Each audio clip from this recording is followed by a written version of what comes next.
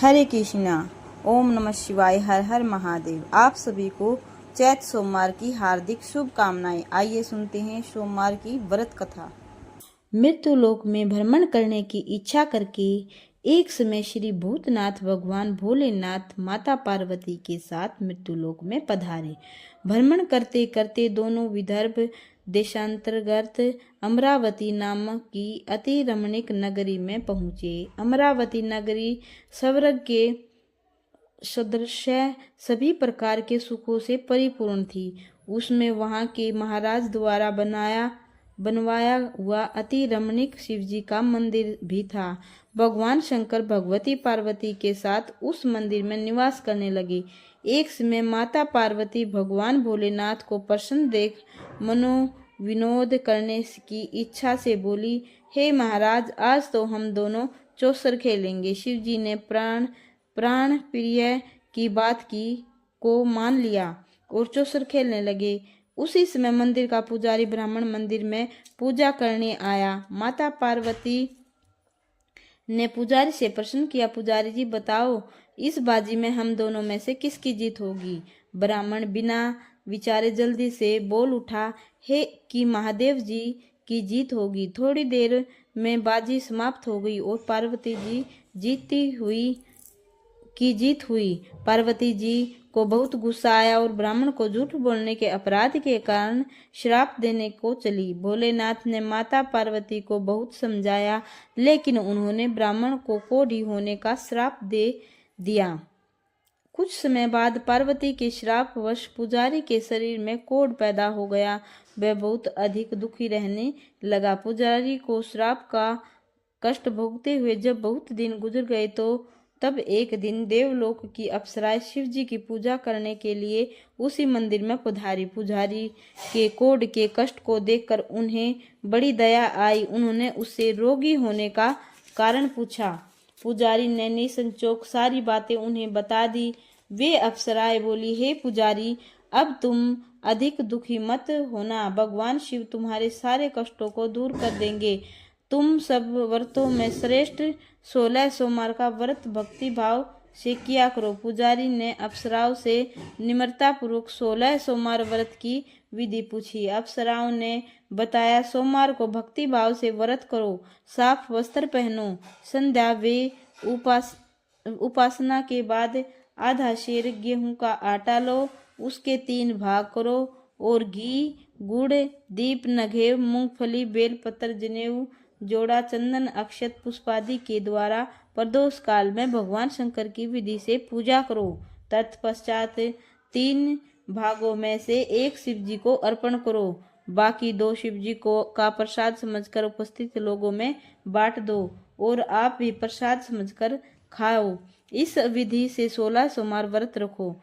17वें सोमवार को पाव शेर लगाकर पवित्र गेहूं के आटे की बाटी बनाओ, उसमें घी और गुड़ मिलाकर चूरमा बनाओ, भगवान भोलेनाथ को भोग लगाकर उपस्थित भक्तों में बांट दो।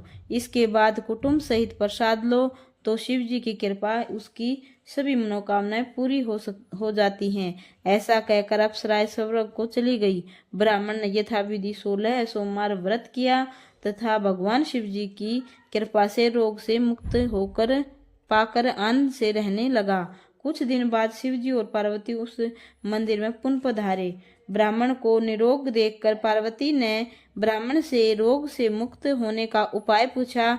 ब्राह्मण ने 16 सोमवार व्रत कथा सुनाई। पार्वती जी बहुत प्रसन्न हुई। ब्राह्मण से इस व्रत की विधि पूछी हुई और स्वयं व्रत करने के लिए तैयार हो गई। व्रत करने के बाद उनकी मनोकामना पूरी हुई और उनके रूठे बेटे स्वामी कार्तिकेय स्वयं माता की आज्ञाकारी हुए। कार्तिकेय जी को अपनी यह विचार प्रवर्तन का रहस्य जानने की इच्छा हुई। वे माता से बोले, हे माता, आपने ऐसा कौन सा उपाय किया जिससे मेरा मन आपकी ओर आकर्षित हो गया? पार्वती जी ने वही 16 सोमवार व्रत की कथा उनको सुना दी। कार्तिकेय जी ने कहा, इस व्रत को मैं भी करूंगा, क्योंकि मेरा प्रिय मित्र ब्राह्मण बहुत दुखी दिल से परदेश गया है। मेरी उससे मिलने की बहुत आशा है। कार्तिकेय जी ने भी इस व्रत को किया और उनका प्यारा मित्र मिल गया। मित्र ने उस आकस्मिक मिलन को का भेद पूछा तो कार्तिकेय जी बोले, हे मित्र, हमने तुम्हारे मिलने की इच्छा करके 16 सोमवार का व्रत किया था। अब तो ब्राह्मण मित्र को भी अपने विवाह की बड़ी चिंता हुई। उसने कार्तिकेय जी से व्रत की विधि पूछी और यथाविधि व्रत किया। व्रत के प्रभाव से जब वह किसी कार्य में से विदेश गया तो वहां के राजा की लड़की का स्वयंवर था। राजा ने प्रण किया था कि जिस राजकुमार के गले में सब प्रकार षडारित हंथनी माला डालेगी, मैं उसी के साथ अपनी प्यारी बेटी का विवाह कर दूंगा। शिव जी की कृपा से वह ब्राह्मण भी स्वयंवर देखने की इच्छा से राज्यसभा में एक और बैठा था। नियत समय पर अंथनी आई और उसने जयमाला उस ब्राह्मण के गले में डाल दी। राजा ने अपनी प्रतिज्ञा के अनुसार बड़ी धूमधाम से अपनी कन्या का विवाह उस ब्राह्मण के साथ कर दिया। ब्राह्मण को बहुत सा धन और सम्मान देकर संतुष्ट किया। ब्राह्मण सुंदर राजकन्या पाकर सुख से जीवन व्यतीत करने लगा। एक दिन राजकन्या ने अपने पति से प्रश्न किया, हे प्राणनाथ, आपने ऐसा कौन सा बड़ा पुण्य किया था जिसके प्रभाव से हथिनी ने सब राजकुमारों को छोड़कर आपको वर्ण किया। ब्राह्मण बोला, हे प्राण प्रिय, मैंने अपने दोस्त कार्तिकेय जी के कथा अनुसार 16 सोमवार का व्रत किया, जिसके प्रभाव से मुझे तुम जैसी रूपवान पत्नी की प्राप्ति हुई।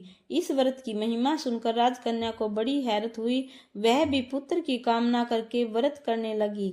शिव जी की दया से उसके गर्भ से एक अति सुंदर, सुशील, धर्मात्मा और विद्वान पुत्र उत्पन्न हुआ। माता और पिता और देव पुत्र को पाकर अति प्रसन्न हुई और उसका लालन पालन बड़ी अच्छी प्रकार करने लगे।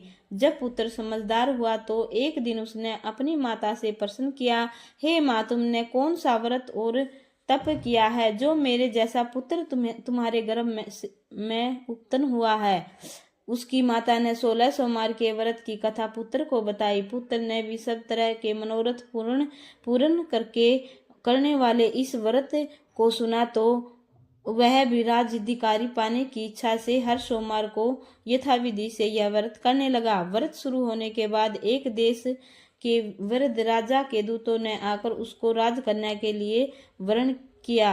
राजा ने अपनी बेटी का विवाह ऐसे सर्वगुण संपन्न ब्राह्मण युवक के साथ करके बड़ा सुख प्राप्त किया। वृद्ध राजा के दिवगत हो जाने पर इसी ब्राह्मण को सिंहासन पर बैठाया गया, क्योंकि दिवगत राजा के यहाँ कोई पुत्र नहीं था। राजा को उत्तराधिकारी होकर भी यह ब्राह्मण पुत्र 16 सोमवार का व्रत करता था।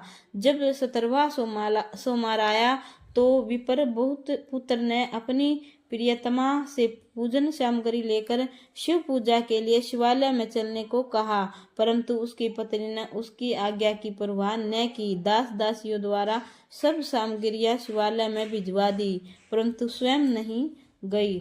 जब राजा ने शिव जी का पूजन समाप्त किया तब आकाशवाणी हुई, हे राजा, अपनी इस रानी को राजमहल से निकाल दे, नहीं तो यह तेरा सर्वनाश कर देगी। यह आकाशवाणी सुनने के बाद राजा के आश्चर्य का ठिकाना न रहा। उसने मंत्राणागृह में आकर अपने सभासदों को बुलाकर कहा, मंत्रियों, मुझे आज शिव जी की आकाशवाणी हुई है कि राजा तू अपनी इस रानी को राज्य से निकाल दे, नहीं तो यह तेरा सर्वनाश कर देगी। राज्य के मंत्री और सभासद आदि सब विष में और दुख में डूब गए, क्योंकि जिस कन्या के कारण उसे राज्य मिला था राजा उसी को निकालने की बात कह रहा है।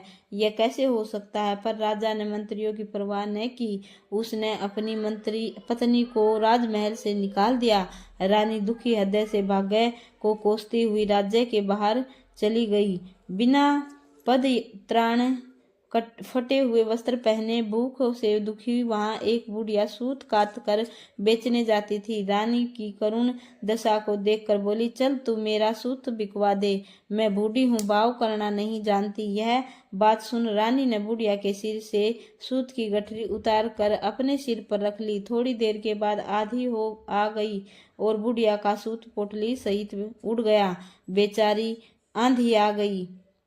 और बुढ़िया का सूत पोटली सहित उड़ गया। बेचारी बुढ़िया पछताती रह गई। उसने रानी को अपने से दूर रहने को कहा। इसके बाद रानी एक तेली के घर गई तो शिवजी के प्रकोप के कारण तेली के सभी मटके उसी क्षण चटक गए। तेली ने भी रानी को अपने घर से निकाल दिया। बहुत से दुख उठाती रानी नदी के किनारे गई तो नदी का सारा जल सूख गया। इसके पश्चात रानी एक जंगल में गई। वहां सरोवर में पानी पीने गई तो उसके हाथ का स्पर्श होते ही सरोवर भी नीलकमल के समान जल असंख्य कीड़ों से गंदा हो गया। रानी ने भाग्य पर दोष रोपण करते हुए उस जल को पीकर पेड़ की शीतल छाया में विश्राम करना चाहा, परंतु वह जिस पेड़ के नीचे जाती उस पेड़ के पत्ते तुरंत टूटकर गिर जाते। वन सरोवर जल की ऐसी दशा देख गऊ चराते ग्वालों ने अपने गुसाई जी से, जो उस जंगल में स्थित मंदिर में पुजारी था, वह यह बात बताई। गुसाई जी के आदेश अनुसार ग्वाले रानी को पकड़कर गुसाई जी के पास लाए। रानी की मुख क्रांति और शरीर शोभा देख गुसाई जी जान गए कि यह अवश्य ही कोई विधि की गति की मारी कुलीन स्त्री है। गुसाई जी ने रानी से कहा, "हे पुत्री, मैं तुमको अपनी पुत्री के समान रखूंगा। तुम मेरे आश्रम में आकर रहो। मैं तुम्हें किसी प्रकार का दुख नहीं होने दूंगा।" गुसाई जी के वचन सुनकर रानी को धीरज हुआ। वह आश्रम में रहने लगी। रानी जी भोजन बनाती, उसमें कीड़े पड़ जाते। जल भर कर लाती, उसमें भी कीड़े पड़ जाते। रानी को की यह दशा देख गुसाई जी भी बड़े दुखी हुए और रानी से बोले, "हे पुत्री, तुम्हारे ऊपर कौन से देवता का प्रकोप है जिससे तुम्हारी ऐसी हालत हुई है?"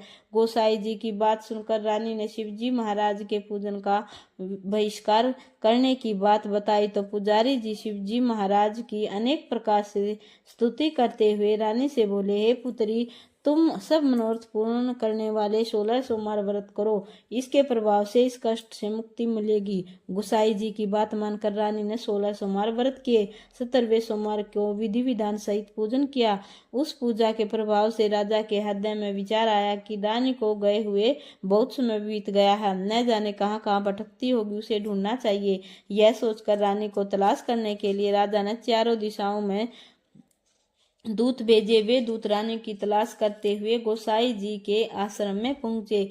वहां रानी को पाकर गोसाई जी से रानी को अपने साथ ले जाने का आग्रह करने लगे, परंतु गोसाई जी ने मना कर दिया।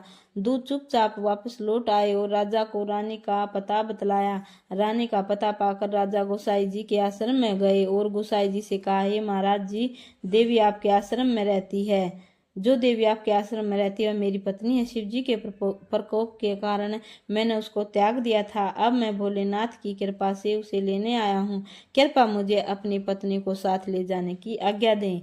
यह सुनकर गुसाई जी बड़े प्रसन्न हुए। उन्होंने रानी को राजा के साथ जाने की अनुमति दे दी। राजा बड़ी प्रसन्नता से रानी को महल में लेकर आया। सारे राज्य में उत्सव मनाया गया और चारों तरफ प्रसन्नता की लहर दौड़ गई। सारी प्रजा ने अपनी रानी के आने पर खुशियां मनाई। राजा और रानी फिर नियमानुसार 16 सोमवार के व्रत का पालन करते हुए बहुत समय तक आनंद पूर्वक भूलोक पर निवास करते रहे। अंत समय में दोनों को मोक्ष की प्राप्ति हुई। इस प्रकार जो मनुष्य 16 सोमवार के व्रत को श्रद्धा पूर्वक करता है, उसकी सभी मनोकामनाएं शिवजी भगवान पूर्ण करते हैं और मोक्ष की प्राप्ति होती है। बोलिए हर हर महादेव।